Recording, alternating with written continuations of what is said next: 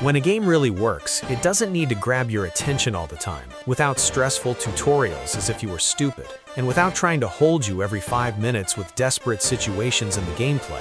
A JRPG with simple, high-quality commands gives you unique experiences, placing you inside a world and letting you get used to it, with good stories and impeccable graphics that make you stay up all night, trying to finish the game and defeat that specific boss.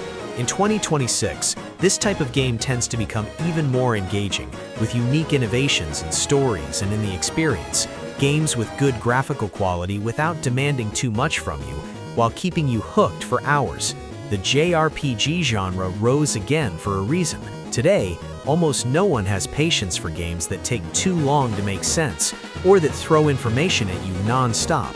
What holds you is the main idea, whether it's killing all the monsters or simply saving a princess from a dragon. When you understand what's going on, care about the characters, and don't see time passing, it's because the game stopped being just a pastime. Many classic JRPGs truly left a mark because they understood the rhythm of the player, showing that the fun is in the journey, in the discoveries, in the mistakes, and in the moments when everything starts to come together.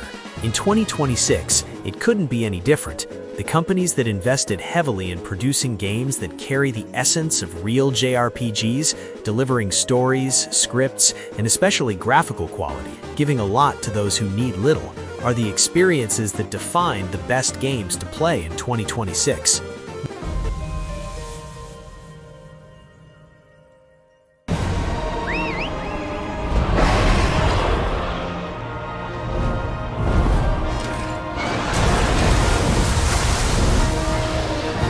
Monster Hunter Story 3's Twisted Reflection enters this scenario with a very clear proposal. Unlike the main series, here the focus is not on hunting monsters all the time. The game wants you to build relationships with them. Early on, you realize that each creature has its own personality, behavior, and role within that world. You choose which monsters will accompany you, and that choice completely changes the way you play. The combat system is turn-based, easy to understand but far from automatic. Each round demands attention. Attacking without thinking usually goes wrong. Sometimes holding an action or using a specific skill is worth more than dealing damage. Over time, you begin to recognize patterns, better understand enemy weaknesses, and use your group more intelligently. This evolution doesn't come only from leveling up, it comes from truly learning, and that creates a very satisfying sense of progress. This story follows this growth. Conflicts don't appear out of nowhere. They arise from the relationships between people, monsters, and the world around them. Little by little, you understand that this adventure isn't just about winning battles, but about balance and choices. The game doesn't rush you, it lets you explore, make mistakes, test combinations, and learn from them. Playing for long hours doesn't feel tiring, because it always feels like something new is forming just ahead. 問題ない交際費まだ無茶を食べろ言っても無駄だし任せろここ本当に仮想空間なの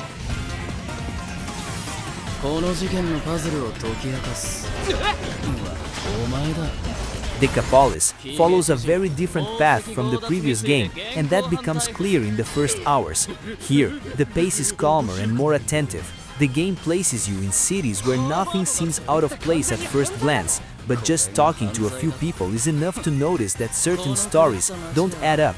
One comment contradicts another, one detail seems strange, and little by little, you begin to understand that something is wrong there. Progress doesn't come from fighting your way through, but from paying attention.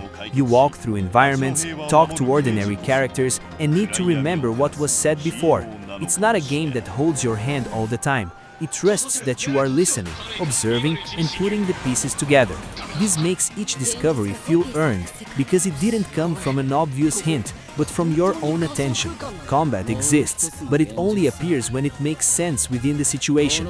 It's not there just to fill space. When it happens, you feel that it's a consequence of what was discovered before. This gives weight to each confrontation, because it's not just another random battle.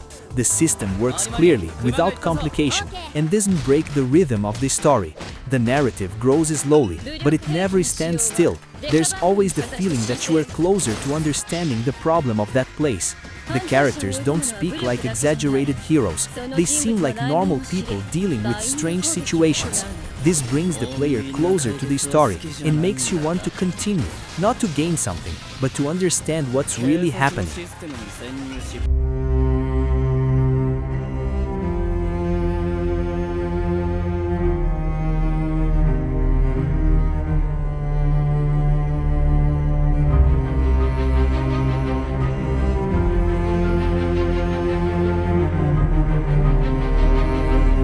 Rune Factory Project Dragon is one of those games that knows where it shines.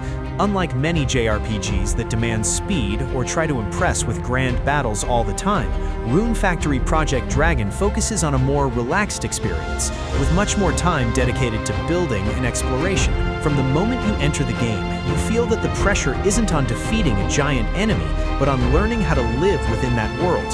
You have freedom to organize yourself, whether by cultivating your land, interacting with local inhabitants, or, of course, facing enemies when necessary. The game blends these elements of combat and routine in a natural way.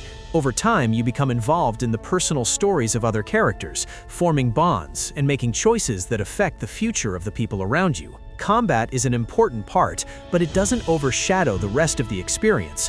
It's almost as if the game invites you to live life in that world, with moments of action when you're already ready for them. This game is excellent for those who like to see the fruits of their work and progression. Over the hours, you feel like you're creating something in that world, with your own farm, friendships, and achievements. Combat is fun and well-paced, but it never becomes the main focus.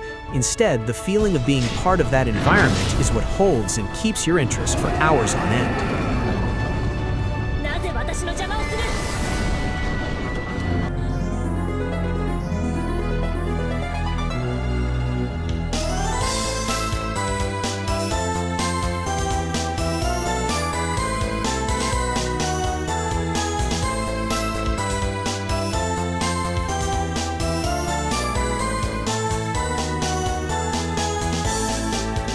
The Adventures of Elliot, The Millennium Tales, follows a simpler and more accessible line, but no less engaging.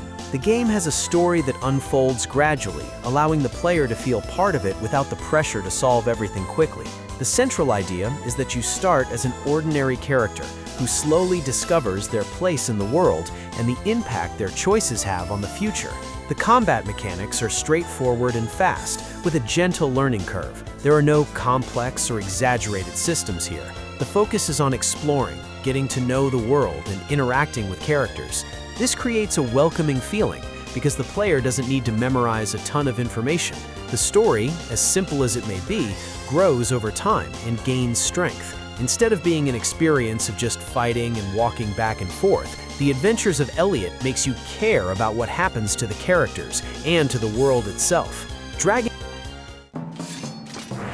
You intend to take arms against me? Very well. You are now cursed, unable to harm monsters. What? What the? You're going to have to become... One of us.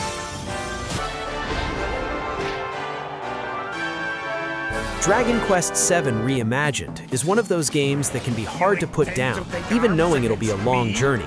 From the beginning, the game places you in a world that seems simple at first glance, but as you move forward, you realize it's much deeper. The core concept revolves around the past, the choices made, and the places that were forgotten over time. Each new area you explore carries stories of people who in some ways still bear the marks of old decisions. It's not just about fighting enemies, but about understanding what happened there before you and how those actions shaped the present world. The turn-based combat system is traditional, but the way the game leads you to dive into the world and its characters gives each battle a purpose. The cities and villages you visit have their own stories, and they're not just places to get items or information. They carry the weight of what happened in the past and make you want to uncover what else is hidden. The game's pace can be slower, but it's exactly this pace that turns the experience into true immersion. The evolution of the world and characters over time is what truly hooks the player. So-called hero is here. We're still here at the scene of this terrible disaster, caused by a massive tornado which swept through sectors 0, 1, and 2. Amidst the wreckage of the expressway, search and rescue operations are already in progress. Final Fantasy VII Rebirth brings a sense of continuity that many fans were waiting for. Here, the story is no longer just a simple continuation, but a full expansion of the universe. The world of Final Fantasy VII opens up more, and you're invited to explore more regions and interact with characters who weren't at the center of the original plot. Instead of simply following known events, the game offers new contexts, new cultures, and more depth to each character's motivations. The combat follows an evolution of the formula that was well received in Final Fantasy VII Remake. The mix of action and strategy is what gives the combat its charm, where you need to be fast, but also make important decisions to use abilities at the right moment. Each character has their own skills and a progression tree that allows customization. And the most interesting part is that the game doesn't force you down a straight path. You can explore freely and discover secrets that expand the story even further. Encounters with old acquaintances and new alliances create a sense of nostalgia, but also of novelty. Final Fantasy XVI has a very different proposal, betting on a darker narrative, more focused on political and moral conflicts. The story revolves around Clive Rossfield, who lives in a world where forces of chaos and order are in constant struggle. The game takes place in a medieval fantasy setting, with a strong emphasis on the drama and the fight for power. The main novelty is the focus on more dynamic battles and a deeper narrative, without many concessions to the lighter elements that mark the series in other titles.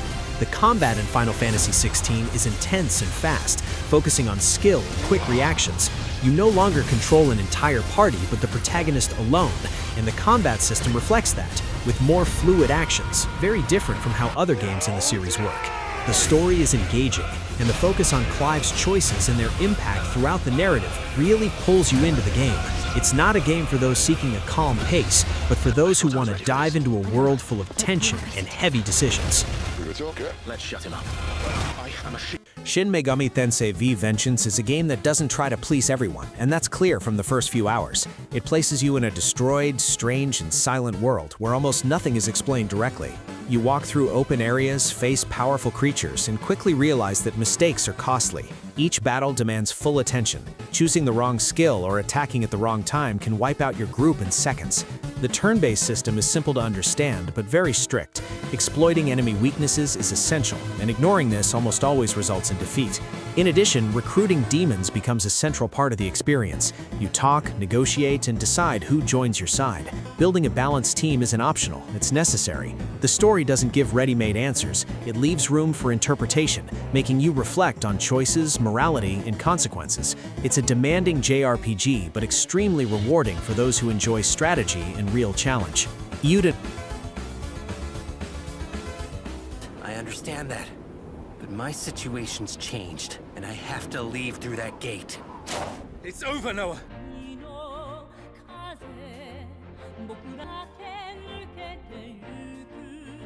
Eiyuden Chronicle 100 Heroes follows a very different path. Here, the focus is on people. The game presents a world in conflict and allows you to recruit dozens of different characters, each with their own personality, story, and reason to fight. Little by little, this group grows and becomes something greater than any individual alone. The turn-based combat is classic and easy to follow, even with large teams. What really hooks you is seeing how smaller stories connect to something bigger. Some characters join for simple reasons, others carry heavier dramas, but all have space within the narrative. The game gives that feeling of a long adventure, where each new city visited adds more layers to the world. It's a JRPG that grows over time and rewards those who enjoy following well-built stories. Fire Emblem Engage is one of those games that makes it clear from the start that every decision matters. Battles take place on closed maps full of details, where poor positioning can be costly. You quickly learn that advancing without thinking almost never works. Each turn demands attention. Move, attack, retreat, protect. The game makes you think several steps ahead, and when a strategy works, the feeling is total control of the situation. Beyond the fights, the game gives plenty of space to get to know the cast. Between battles, you talk, train, strengthen bonds, and better understand who those people are. This changes how you play, because losing a character isn't just losing a piece on the board. The story advances clearly, without confusion, always giving context to the conflicts.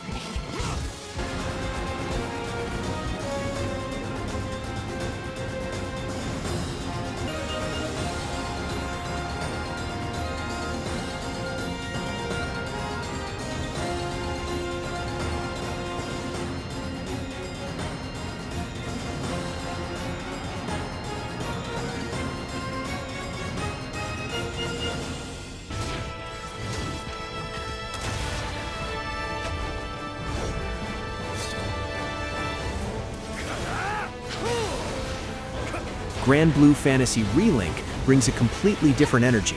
Here, the focus is on movement and group action. Combat is fast, direct, and very fluid. Each character has their own style, with abilities that work best when used together with others. You learn by playing, testing, and adjusting, without needing to memorize complicated systems. The story serves as a base to take you from one place to another, presenting varied scenarios and charismatic characters. The game works well for both long and short sessions because it always gives a sense of progress. You finish a mission feeling that you advanced, improved something, or unlocked a new possibility. It's a JRPG that doesn't tire you out because it keeps the pace high without turning into chaos.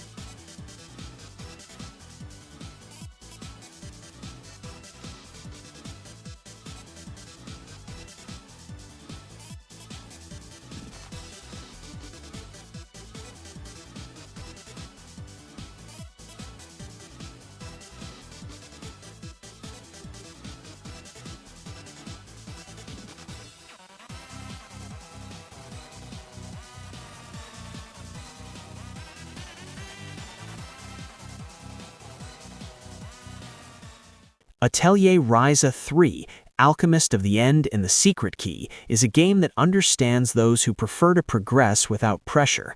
The experience revolves around exploring large areas, collecting materials, and crafting items that truly make a difference in progression. Alchemy is the heart of everything, but it's not intimidating. You learn by doing, testing recipes, making mistakes, and adjusting. Over time, you start planning better what to craft before heading out to explore, and that gives a clear sense of mastery over the system. The story follows the growth of the characters, showing how they deal with changes and greater responsibilities. The combat works smoothly, without breaking the pace, and rewards those who pay attention to using abilities correctly. The game delivers a constant feeling of progress, whether by opening new areas, discovering secrets, or crafting better items. It's a comfortable JRPG, but never empty. We made a promise to solve the world's mysteries, didn't we? I know I'd regret missing out on the fun far more than any bother we might get ourselves into. I haven't thought about it, really. I should try doing all the things that humans... Dragon Quest Monsters: The Dark Prince completely changes the focus compared to previous games. Here, the core of the experience is capturing, training, and combining monsters. You spend much of your time thinking about how to build better teams, testing fusions, and adjusting skills. The system is easy to understand, but has many possibilities, which keeps everything interesting for many hours. The story is simple, but works as motivation to keep exploring and evolving the monsters. Each new creature discovered brings the desire to test different combinations. It's a JRPG that hooks you through curiosity and the constant feeling of discovery. Ys X Nordics brings a constant sense of movement. The game places you in a setting of seas, islands, and small villages where exploration is part of the natural rhythm of the adventure. Combat is fast, direct, and easy to understand, but not shallow. You control two characters at the same time, alternating attacks and abilities as the situation demands. This makes fights more dynamic and less repetitive. The story is easy to follow and works well as a backdrop for the journey. The biggest highlight is the pacing. It always feels like you're moving forward, discovering something new, or getting closer to a goal. Scarlet Nexus bets on something more personal. The narrative revolves around characters living in a strange world where threats arise all the time.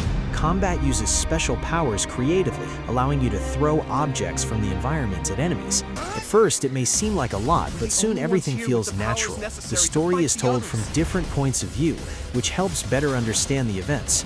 It's a JRPG that hooks you through curiosity and its different way of telling a story. Ready for anything.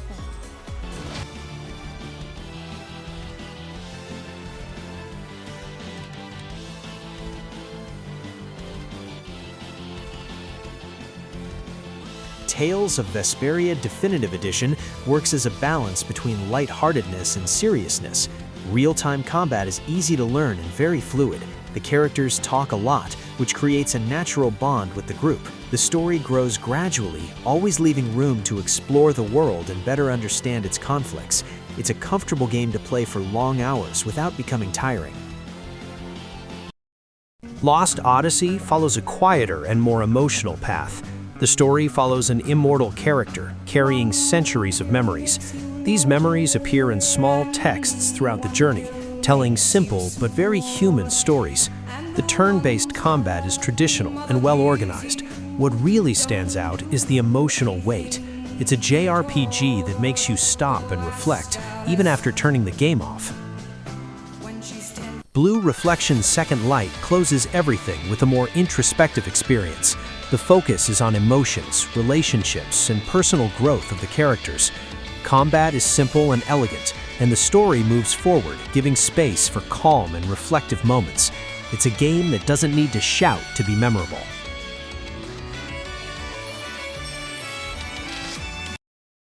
The games on this list are certainly a great choice for your 2026. JRPGs that range from good stories to incredible moments during gameplay. Each one will offer you a different type of experience without making you feel bored.